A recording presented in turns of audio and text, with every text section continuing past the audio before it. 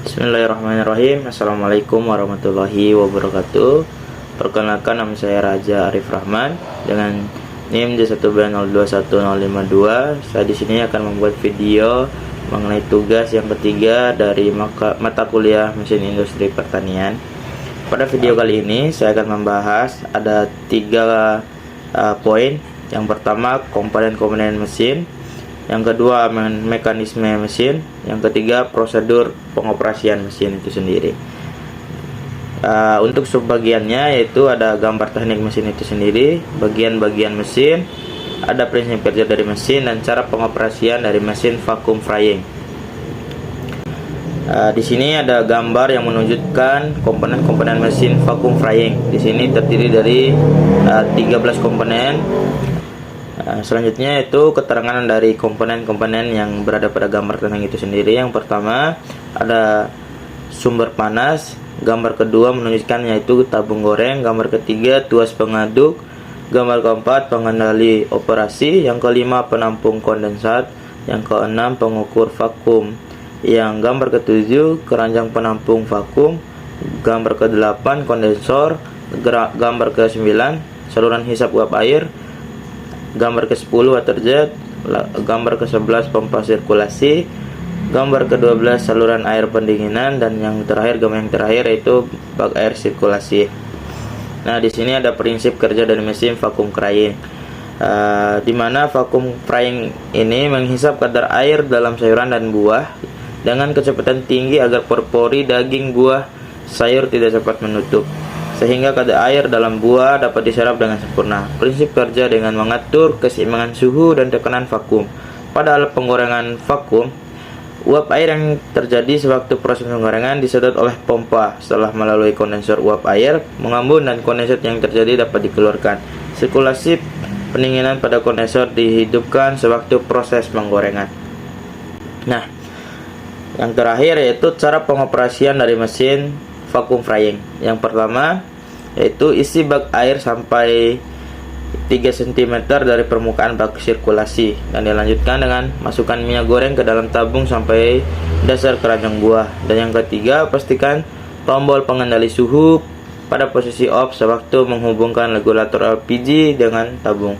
Selanjutnya yaitu periksa kedudukan jarum penyetel suhu pada suhu 85 derajat Celcius sampai 95 derajat Celcius. Kemudian hubungkan steker box pengendali suhu dengan listrik 220 volt minimal 1300 watt.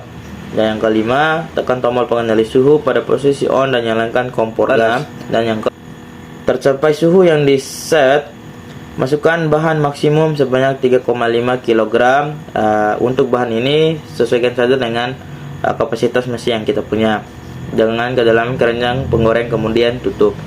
Dan selanjutnya itu pasang tutup tabung penggorengan dan kunci rapat-rapat. Tutup keran pelepas vakum, nyalakan pompa dengan menekan tombol besar dalam posisi on pada box pengontrol sambil membuka keran sirkulasi air di atas tabung jet. Tunggu hingga air keluar dari selang bagian atas kondensor.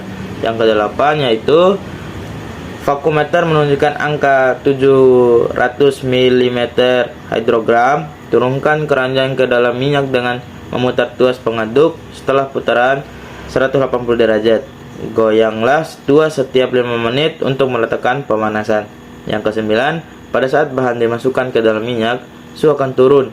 Jarum meter vakum bergerak ke kanan, kaca pengintai menjadi berembun. Yang ke-10, setelah itu buih pada tabung penggorengan akan hilang dari kaca pengintai dengan menekan tombol lampu ke posisi on. Angkat bahan ke atas minyak dengan memutar tuas pengaduk 180 derajat dan kunci. Matikan pompa, kompor, dan keran sirkulasi air. Kemudian buka keran pelepas vakum di atas tutup pelan-pelan hingga vakuumeter menunjukkan angka 0. Dan yang terakhir, buka tutup tabung dan keranjang penggoreng, angkat keripik buah dan tiriskan pada spinner. Mungkin itu saja dari penjelasan dari saya. Mungkin ada salah dalam penjelasan, saya mohon maaf. Assalamualaikum warahmatullahi wabarakatuh. Assalamualaikum warahmatullahi wabarakatuh. Perkenalkan, nama saya Adi Apriyadi dengan NIM J1B021065. Di sini saya akan menjelaskan bagian-bagian mesin perajang disk pisau horizontal. Yang pertama yaitu hopper input bahan, yang kedua disk pisau, yang ketiga output bahan, dan yang keempat unit penggerak. Hopper input bahan. Hopper ini berada di bagian atas. Terdapat dua bentuk yaitu persegi panjang dan lingkaran. Pada hopper input bahan ini juga dilengkapi dengan pendorong untuk memudahkan menekan buah pisang yang diiris. Kemudian disk pisau. Disk atau lempengan ini merupakan tempat pisau untuk mesin pengiris keripik pisang ini.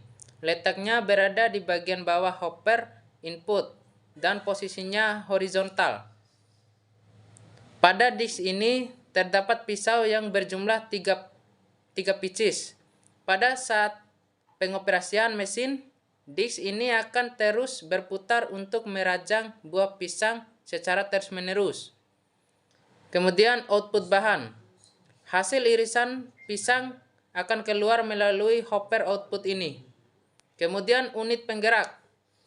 Unit penggerak mesin ini berada di bagian bawah mesin. Umumnya, mesin pemotong keripik pisang ini menggunakan penggerak berupa dinamo listrik dengan daya 200 watt. Kemudian, cara kerja mesin perajang disk pisau horizontal. Mesin pemotong keripik pisang ini sangat mudah penggunaannya. Diperlukan lebih kurang dari 2 orang operator untuk memulai produksi keripik pisang dengan mesin ini. Berikut langkah sederhana penggunaan mesin.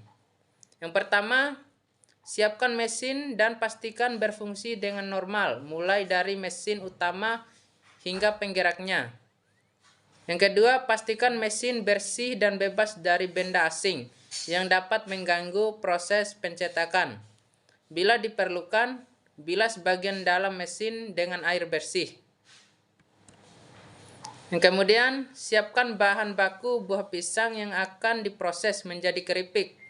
Kupas kulit luarnya dan bersihkan untuk selanjutnya dapat diproses dengan mesin ini.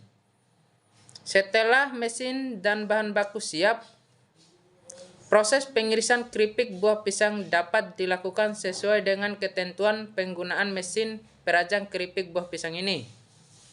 Kemudian yang terakhir, hasil dari proses ini berupa irisan buah pisang dengan ketebalan tertentu sehingga dapat diolah lebih lanjut.